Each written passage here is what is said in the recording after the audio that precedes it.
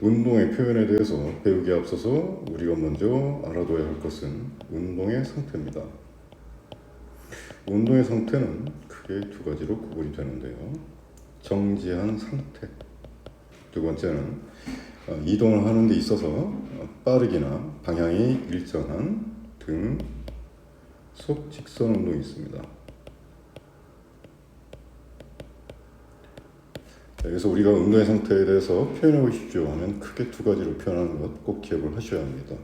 정지된 상태 그리고 등속 직선 운동 상태다. 여기서 한 걸음 더 나가면 등속 직선 운동 상태가 변하는가 변하지 않는가를 우리가 다시 한번 또 배워봐야 합니다. 자, 일정하다. 그리고 두 번째는 변화한다 라고 했을 때, 이 변화를 한다라고 했을 때 우리는 바로 등속 직선 운동 상태를 변화시키는 원인이 있어야만 가능하다라는 것을 짐작할 수 있고, 이 원인을 우리는 알짜 힘이라고 합니다. 그러므로 알짜 힘에 의해서 운동 상태가 변한다라고 표현할 수 있고요. 이때의 운동 상태를 무엇이라고 하느냐? 가속도 운동이라고 표현합니다. 자, 다시 한번 운동 상태에 대해서 정리해 볼게요. 자, 첫 번째로 정지된 상태가 있고, 두 번째 등속 직선 운동이 있습니다. 여기서 알짜 힘을 받게 되면 마지막 세 번째 가속도 운동을 하게 된다는 것 꼭 기억을 해 주시고, 가속도 운동에서도 더 들어가 보자면 알짜 힘이 일정합니다. 다시 말해서 운동 상태를 변화시키는 힘의 크기가 일정하다라고 했을 때 우리는 이때 운동 상태를 뭐라고 표현합니까? 라고 하면 등가속도 운동이라고 표현을 하게 됩니다. 그래서 우리가 물리 파트에서 배우게 된 운동의 상태에 대해서는 세 가지를 배우게 됩니다. 첫 번째 정지된 상태, 두 번째 등속 직선 운동, 마지막으로 알짜 힘이 주어졌을 때의 등가속도 운동, 이렇게 세 가지로 표현을 할 수 있고요. 자, 여기서 이동을 하게 된다라고 하면 수치적으로 측정할 수 있는 그 어떤 물리량이 생겨납니다. 그 물리량을 크게 두 가지로 구분할 수 있는데, 그것이 바로 이동거리와 변이로 나타낼 수가 있는 것이죠. 이동거리는 실제로 움직인 총 거리를 나타내는 물리량이고, 변이란 것은 출발점으로부터 정확히 직선 거리로 얼만큼 이동했는가, 이것을 측정한 것을 바로 변이라고 하면, 변이는 다시 말해서 위치 변화량이다. 그리고 처음 위치에서 나중 위치까지 무슨 거리? 직선 거리입니다. 그런데 여기서 꼭 여러분들이 유념하실 부분은 무엇이냐?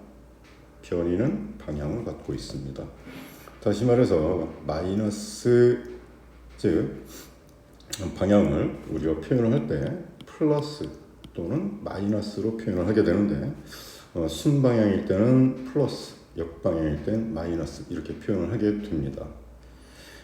그리고 이 방향을 갖고 있는 것을 우리는 벡터라고 표현을 하게 되는데, 실례로 지금 시간이 몇 시입니까? 라고 했을 때 12시 50분입니다 라고 표현하게 되는데, 만약에 플러스 12시 50분 또는 마이너스 12시 50분입니다 그렇게 표현하지는 않죠. 이렇게 방향을 필요하지 않는 숫자만을 갖고 다루는 것을 스칼라라고 표현을 하게 되고요. 여기서 한 티어까지 가려면 어떻게 가야 합니까? 라고 하게 된다면, 우리가 안내를 할 때 오른쪽 또는 왼쪽이라는 방향을 포함해서 설명하게 됩니다. 이때 방향이 포함된 이 물리량을 바로 벡터라고 한다는 것 꼭 기억을 해주시고, 방향에 의해서 그 변이의 변이는 달라지게 되어 있습니다. 자, 대표적으로 한번 예를 들어 볼게요.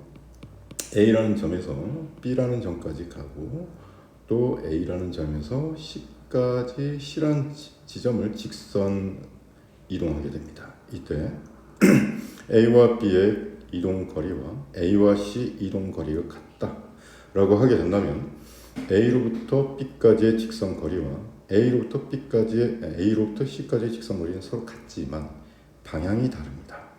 방향이 다르기 때문에 두 위치 변화량은 서로 같다라고 표현하지 않는 거죠. 그러므로 서로 A와 B의 변이와 A와 C의 변이는 서로 어떻다? 다르다라는 거 꼭 명심하시기 바랍니다. 자, 따라서 주어진 그림은 이동거리와 변이에 대한 여러 가지 예시를 주로 드린 것이고요. 여기서 꼭 여러분들이 익혀야 될 내용은 직선 운동이 아닌 경우에는 변이의 크기는 이동거리가 보다 항상 작다는 것을 꼭 기억해 주시기 바라고요. 자, 이동거리와 변이가 이렇게 먼저 지시되는 이유가 있습니다. 우리가 이제 배우게 될 운동이라는 것은 이동거리와 변이를 근거로 해서 이것을 시간으로 나눈 값을 또 배우게 됩니다. 그러므로 두 번째, 속력과 속도에 대한 내용을 배워보도록 하겠습니다. 속력이라는 것은 단순히 빠르기를 나타내는 물리량이다 라고 표현을 하지만 이동 거리를 무엇으로? 단위 시간으로 나눈 값을 의미하기도 합니다.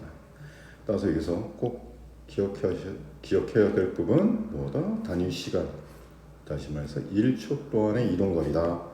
그리고 속력이란 무엇만 갖고 있다? 빠르기만 갖고 있다. 자, 속도를 한번 같이 볼까요?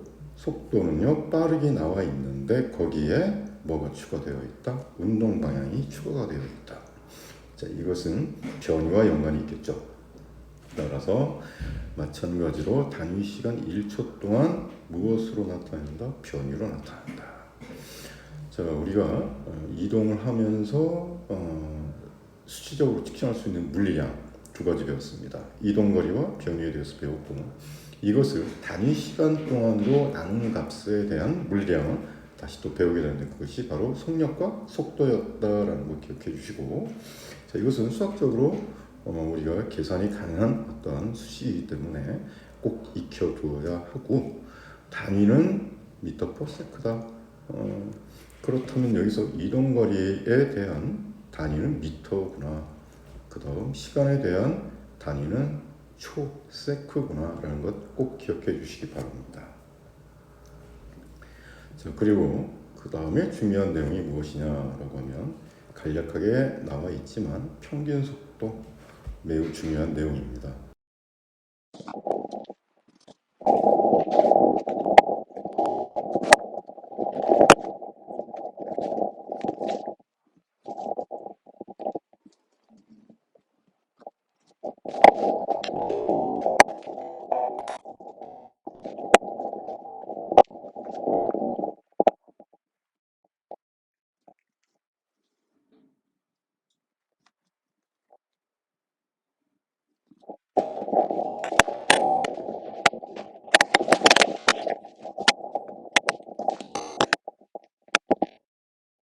하고 있다라고 하게 되면 운동하고 있는 상태에서 관찰자가 물체의 속도를 측정하게 된다.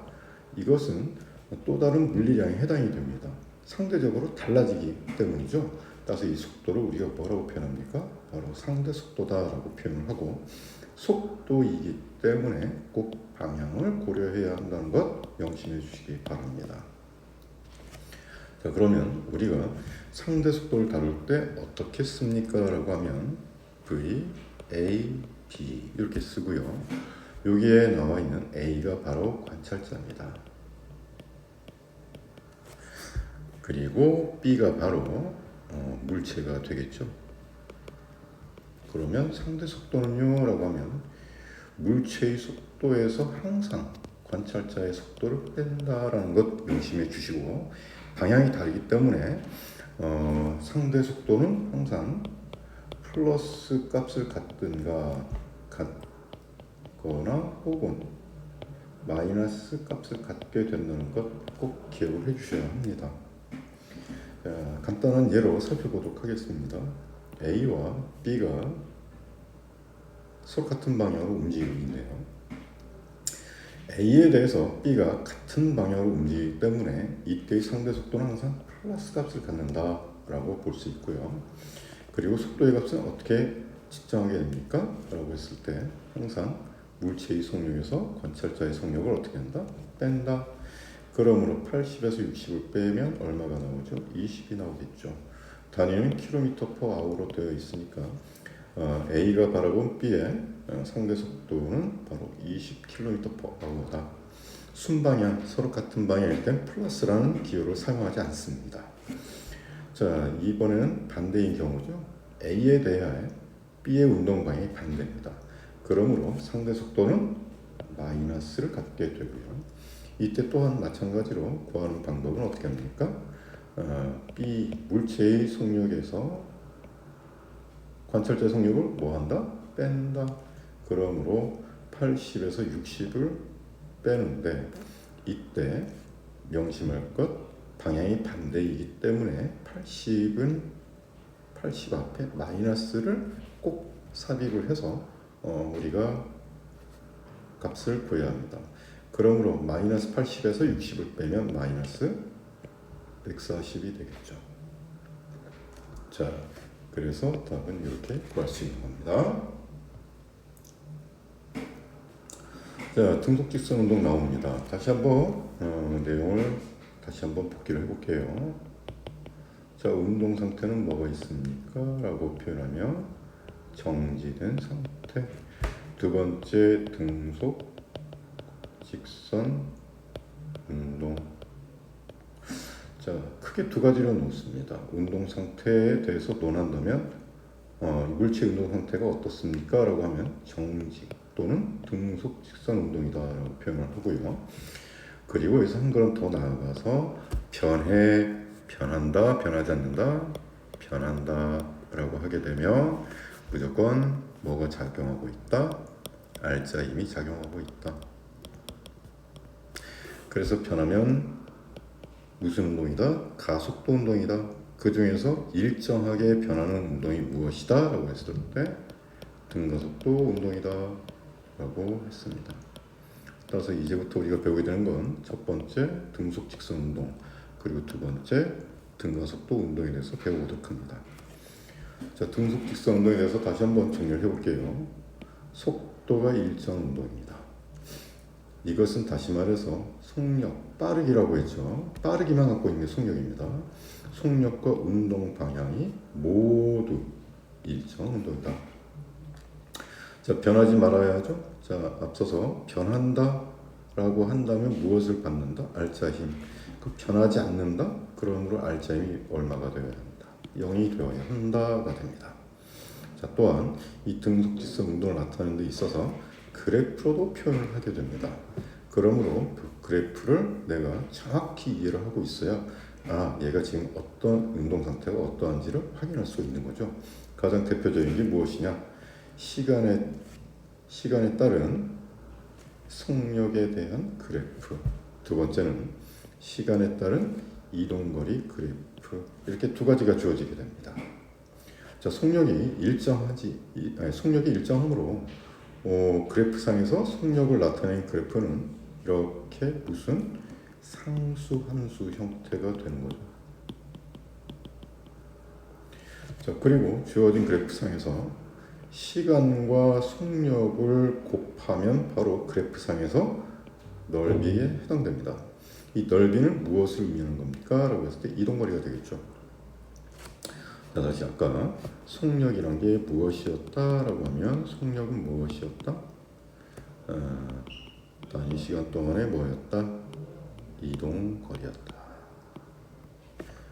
그러므로 시간을 속력적으로 이항을 해보면 속력 곱하기 시간은 이동거리인 걸 확인이 가능하죠.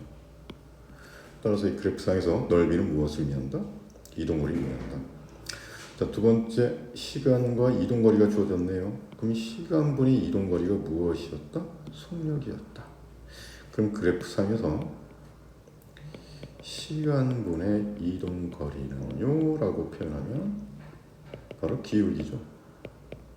따라서 이 기울기가 뭐가 되는 걸 확인이 가능하다? 속력이 되는 걸 확인이 가능하다 라고 할 수 있습니다. 따라서 등속 직선 운동을 나타내는 그래프는 매우 중요합니다. 그러므로 우리가 넓이와 기울기를 꼭 항상 확인을 해야 됩니다. 그리고 그래프를 해석하는 데 있어서 항상 실수하지 않도록 늘 정확히 이해를 해줘야 됩니다. 등속직선 운동의 예는 우리 실생활에서도 많이 경험할 수 있습니다. 에스컬레이터 또는 무빙워크 이런 것도 있겠죠. 개념 확인 문제에 대해서 다시 한번 우리가 배웠던 내용을 차근차근 한번 확인해 보도록 할게요. 자, 물체가 움직인 경로의 총 거리, 아까 뭐라고 했죠? 이동 거리였다. 자, 물체 위치 변화량은 무엇이었다? 변한 위치니까 변이다. 단위 시간 동안의 이동 거리 무엇이었다? 이동 거리니까 속력이다. 단위 시간 동안의 변이에 대한 것이니까 속도다. 그 다음에 운동하는 관찰자가 본 물체의 속도, 상대적으로 다르기 때문에 무엇이었다? 상대 속도였다. 자, 물체가 직선 위에서 한쪽 방향으로 일정한 빠르기로 움직인다. 그것이 무엇이었다? 등속 직선 운동이었다. 자, 시간과 속력 그래프상에서 넓이는 무엇을 의미한다? 이동 거리다. 시간과 이동 거리 그래프에서 기울기는 무엇을 의미하는 것이었다? 바로 속력이었다라고 볼 수 있는 거죠. 자, 그거와 연관된 문제 6번과 7번을 다시 한번 살펴볼까요? 시간과 속력 그래프이니까 요 면적이 의미하는 것 무엇이다? 이동 거리다. 따라서 단순합니다. 5 곱하기 7 그러므로 35m다 이렇게 계산되는 것이고요. 두 번째 시간 이동 거리 그래프, 그럼 이 기울기가 무엇을 의미하는 것이다? 바로 속력을 의미하는 것이다. 따라서 기울기는 5분의 10 그러므로 2m/s다 이렇게 계산하면 되겠죠. 자, 운동 상태에서 이제 변하는 운동 상태죠. 자, 다시 한번 일정하게 변하는 운동 상태입니다. 자, 변화되려면 뭐가 필요하다고 했죠? 알짜 힘이 필요하다라고 했습니다. 그래서 알짜 힘에 의해서 바로 뭐가 어떤 운동 상태가 된다? 등가 속도 운동이다. 여기서 우리가 주목해야 될 부분은 뭡니까? 가속도입니다. 가속도라는 속도가 변하는 정도입니다. 그렇다면 알짜 힘과 연결해서 항상 기억을 해줘야 됩니다. 자, 알짜 힘이 작용한다라고 하면 운동 상태가 변하는구나. 변하기 때문에 속도도 변하겠구나. 그래서 가속도가 생기는구나. 이걸 꼭 명심을 하시고 살펴보도록 하겠습니다. 자, 가속도에 대해서 다시 한번 확인해 봅니다. 속도가 시간에 따라 변하는 정도다라고 표현이 되어 있고요. 마찬가지로 무슨 시간? 단위 시간. 그리고 속도 변화량이다. 따라 속도 변화량은 단위 시간으로 나눈 겁니다. 자, 그럼 속도가 변합니다라고 한다면 뭘 갖고 있다? 가속도를 갖고 있다. 그럼 속도가 얼만큼 변하니? 라고 했을 때 우리는 수식적으로 이렇게 표현합니다. 델타 V라고 읽고요. 이 델타 V라는 것은 항상 얼만큼 변합니까? 가속도 곱하기 시간이다. 매우 중요한 운동 공식 1번입니다. 매우 중요한 운동 공식 1번. 자, 속도 변화량은 항상 어떻게 구한다? 가속도 곱하기 시간이다. 꼭 명심해 주시기 바라고요. 자, 여기서 평균 가속도와 순간 가속도에 대한 내용이 잠깐 언급되는데, 평균 가속도와 가속도의 차이점은 단지 시간의 정도입니다. 자, 가속도란 것은 뭐였죠? 단위 시간, 다시 말해서 1초. 하지만 평균 가속도는 뭡니까? 일정 시간입니다. 요거의 차이일 뿐이다 라고만 해석하시면 됩니다. 순간 가속도는 그 순간의 가속도이다 라는 것만 알면 되는 겁니다. 따라서 여기에 공식이 주어집니다.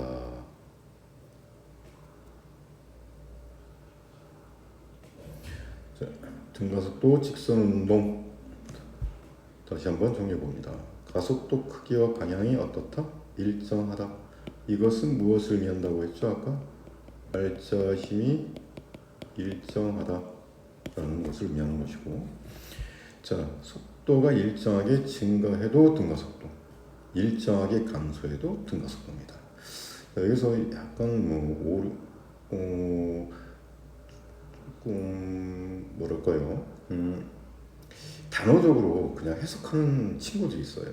등가속도? 그럼 속도가 증가한다라고 해석하는 학생들이 있는데, 증가한다의 의미가 아니라 증가하거나 또는 감소할 때도 등가속도다라는 것 꼭 기억해 주시기 바라고, 자, 그렇다면 등가속도 직선 운동을 우리가 다루게 될 때 나오는 식이 세 가지가 등장하는데, 이 세 가지에 대한 공식을 우리가 익히고 이것을 활용해서 문제를 해결하는 데 접목을 하는데 어렵습니다, 사실.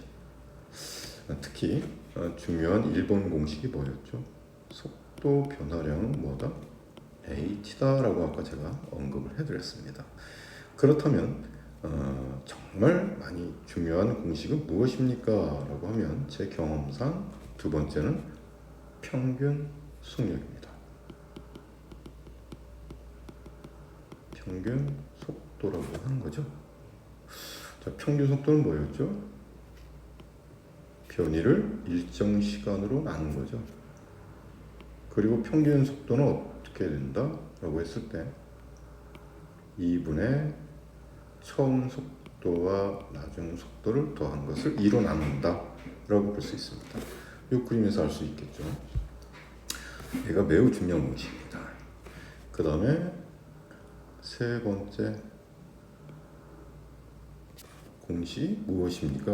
라고 하면 아까 요것을 갖고 다시 한번 써볼게요. H가 뭐였다?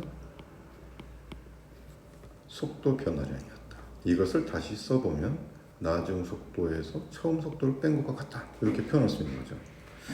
그러므로 2번과 3번을 연립해서 해결을 해보면 좌변을 곱하면 AS, 우변을 곱하면 2분의 V제곱 마이너스 V0 제곱입니다. 그리고 양변에 2를 곱해보면 결국은 2AS는 V제곱 마이너스 V제곱이란 새로운 식이 만들어지게 되죠. 자, 따라서 이것을 보시면 이게 나와 있는 거 확인이 가능하시죠? 그렇다면 이 4번 공식은 어떨 때 씁니까? 라고 표현을 한다면 시간이 주어져 있지 않습니다. 자, 시간 조건이 생략되어 있죠. 그럼 우리가 문제 해결을 할 때 시간이란 조건이 생략되어 있을 때는 이 방법으로 우리가 해결하는구나. 그럼 가장 많이 사용되는 방법은 바로 평균 속도를 이용해서 해결하는 방법입니다. 자, 등가속도 운동은 속도가 변하니까 그래프가 다양하게 나타나게 됩니다. 자, 한번 간략하게 한번 정리해 볼게요. 가속도가 일정한 가속도가 주어집니다. 상수죠, 함수죠. 그럼 넓이를 구할 수 있겠구나. 이 넓이를 구해서 내가 그 다음은 시간과 속도 그래프로 들어갑니다. 살펴보니까 1차 함수죠. 그럼 여기서는 기울기와 면적을 또 내가 확인할 수 있겠구나. 그럼 면적이 곧 무엇이 되는 걸 알 수 있다? 위치가 되는 걸 확인이 가능하죠. 살펴보니까 뭐다? 2차 함수구나. 이렇게 연관성을 찾아볼 수 있습니다. 자, 1차 함수가 증가죠. 그러니까 2차 함수도 어떻게 돼야 될까요? 증가하는 2차 함수 그림이 나온다. 이것만 확인해 주시면 됩니다. 자, 이번에는 가속도가 마이너스입니다. 그렇다면 마이너스 A라는 것은 무엇을 의미하는 겁니까? 운동 방향과 반대 방향으로 알짜 힘이 작용하는 거죠.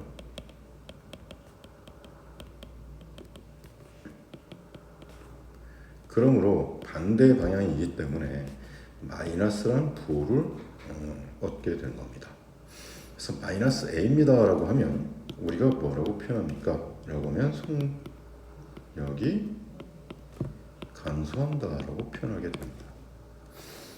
그렇다면 아까 우리가 배웠을 때 등가속도 운동이란 것은 무엇입니까? 라고 하면 빠르기, 다시 말해서 속력, 그리고 방향이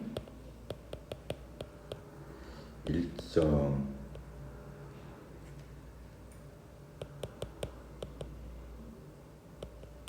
운동. 죄송합니다.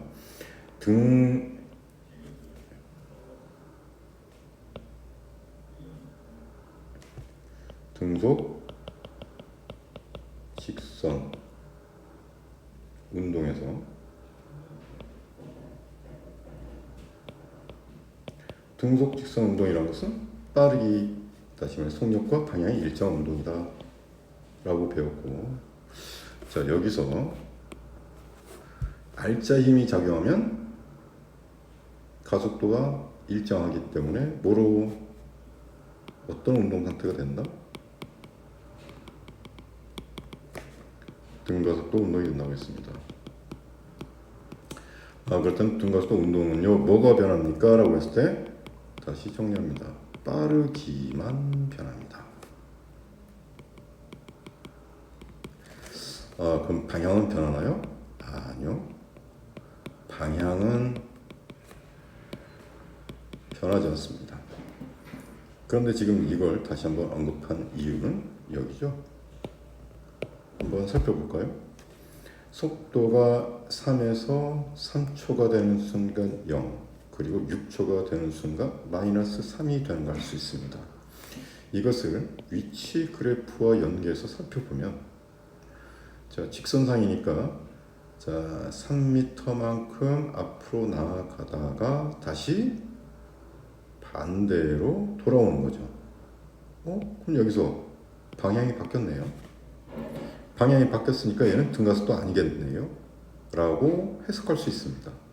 하지만 가속도를 살펴보면 가속도가 변하나요? 변하지 않습니다. 따라서 가속도가 일정하므로 이 운동은 등가속도 운동이다 라고 정의 내립니다. 다시 등가속도 운동이란 것은 이것을 보고 위치 그래프를 보고 우리가 규정하는 게 아니라 무엇을 보고?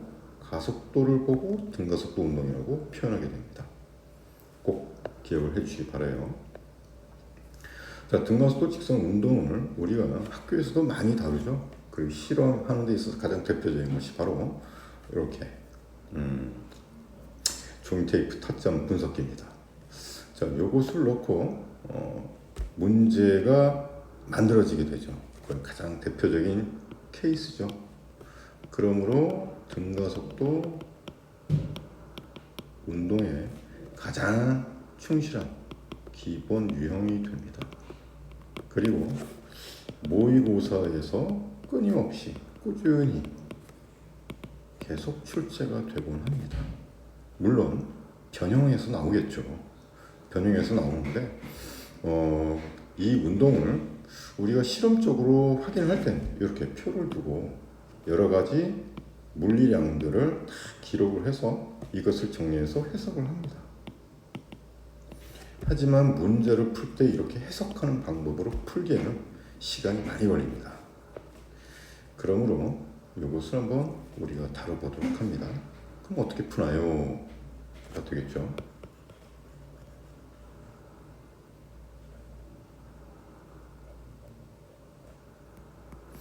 그렇다면 이것은 그래프를 이용해서 좀 해석하는 방법으로 해석해 드리겠습니다. 자, 등가속도 운동에 대해서 배우는데 등가속도 운동은 일단 이동 거리는 시간의 제곱에 비례합니다. 자, 이것을 근거로 해서 한번 다뤄보도록 합니다. 확인해 볼게요. 만약에 정지된 상태에서 등가속도 운동을 한다라고 하게 되면 그래프상으로 이런 그래프가 나올 수 있겠죠. 물론 이 그래프는 시간, 속도 그래프가 됩니다. 그러면 일정 시간이 주어지는데 그 간격을 보니까 0.1초인 걸 확인이 가능하죠. 0.1초, 0.2초라고 표기를 하고 0.1초 동안 이동한 거리를 우리가 S라고 하면 0.2초 동안에는 제곱이니까 4S가 되겠죠. 따라서 여기는 0.1초부터 0.2초까지는 3S가 됩니다. 그럼 각 구간의 이동거리를 구간거리 차를 구해보면 ES가 되는 걸 확인이 가능하죠. 그것을 표에서 내가 확인을 해보겠다라고 하면 나오는군요. 4 빼기 1이니까 얼마?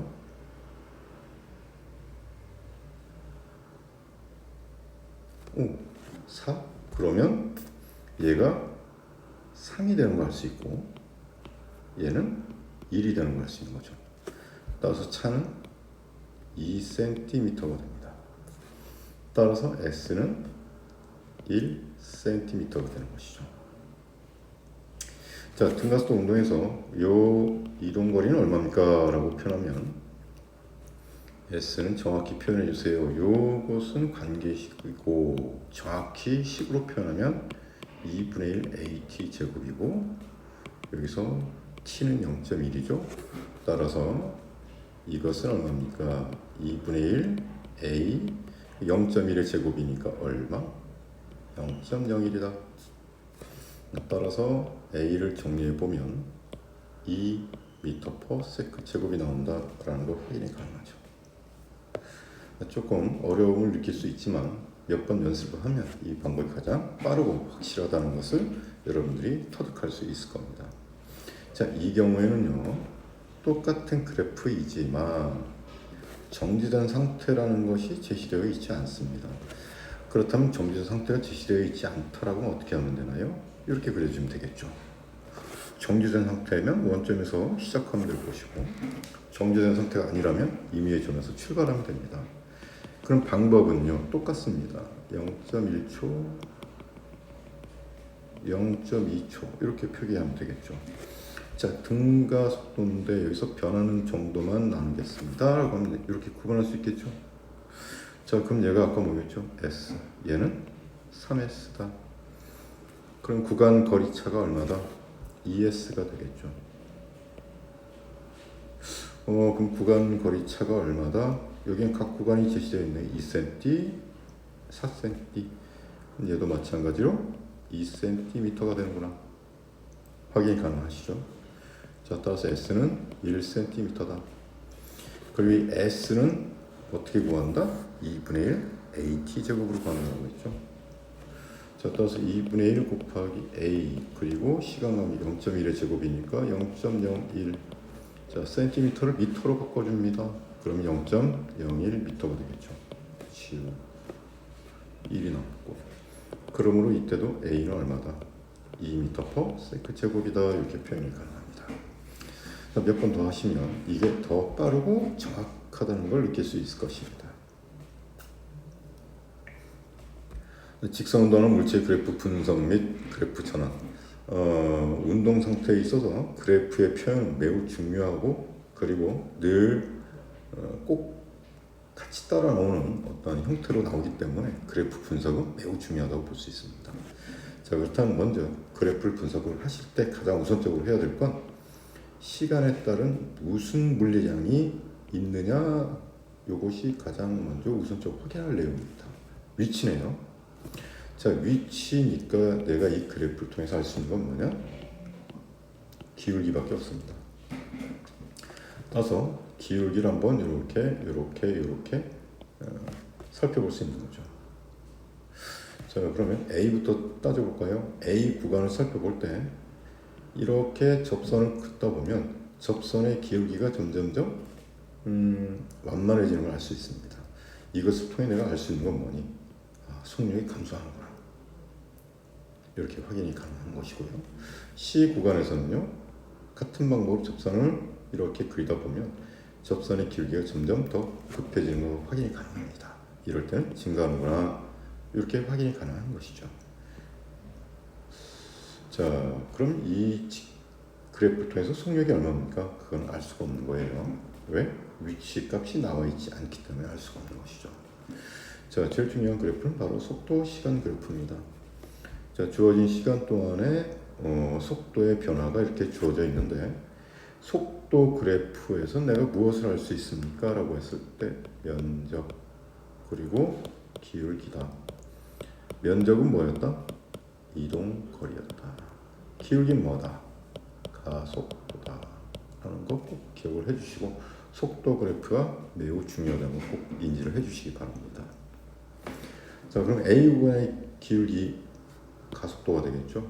B 구간의 기울기 없죠. 그럼 가속도가 없다는 뜻이니까 B 구간에서 무슨 운동을 할 수밖에 없다? 등속, 직선 운동을 할 수밖에 없다. 자, C 구간 기울기 구할 수 있다? 그럼 가속도를 구할 수 있는 거죠. 자, 마지막으로 같이 두 번째 중요한 그래프가 바로 가속도 시간 그래프입니다. 자, 가속도가 일정하죠? 그러면 0초부터 1초 동안 가속도가 일정하니까 요 A 구간에선 등가속도다. 1초와 2초 사이에는 가속도가 없으니까 요 B 구간 무슨 운동이다? 등속 직선 운동이다. C 구간 2초부터 3초까지 가속도 일정하죠? 그럼 무슨 운동이다? 등가속도 운동이다. 이렇게 표현할 수 있는 것이고, 자, 이 가속도 그래프를 가지고 우리가 무엇을 구할 수 있다? 면적입니다. 그럼 면적이 의미하는 게 바로 뭐다? 속도다 라고 알 수 있는 거죠. 근데 이것을 더 한 걸음 더 나아가서 거리까지 구할 수가 있는 거죠. 변위까지 구할 수 있습니다. 자, 그 방법을 이 그래프를 통해서 한번 확인해 볼게요. 자, 가속도 시간 가속도 그래프를 통해서 시간 속도 그래프를 그리고 시간 속도 그래프를 통해서 위치 그래프까지 이어져서 나가는데, 이것은 여러분들이 계속 반복해서 한번 익힘을 해보시고, 이것을 실전에선 어떻게 다룹니까? 라고 하면 바로 들어갑니다. 자, 속도 변화량은 뭐였다? A 곱하기 T였다. 이것을 확인하는 것이고, 두 번째, 평균 속력은 어떻게 구한다? 2분의 V 처음 속력 더하기 나중 속력이다 라는 거 우리가 배웠습니다. 그리고 매우 중요한 관계식이다 라는 것도 언급했고요.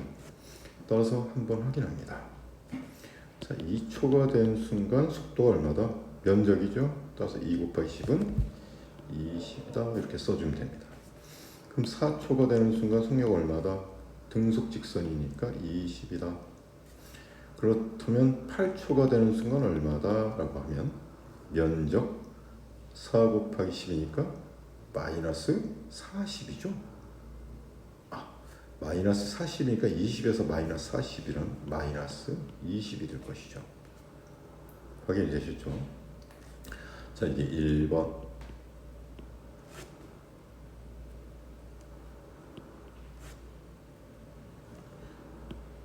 그럼 두 번째 해야 하는 과정은요, 바로 평균 속력을 구하는 겁니다. 자, 평균 속력은 아까 배웠듯이 처음 속력과 나중 속력을 2로 나누는 것. 평균 속도도 마찬가지죠. 처음 속도와 나중 속도를 2로 나누는 것이다. 그러므로 한번 해보겠습니다. 자, 그럼 A 구간에서는 평균 속도는 얼마다? 10이 되겠죠.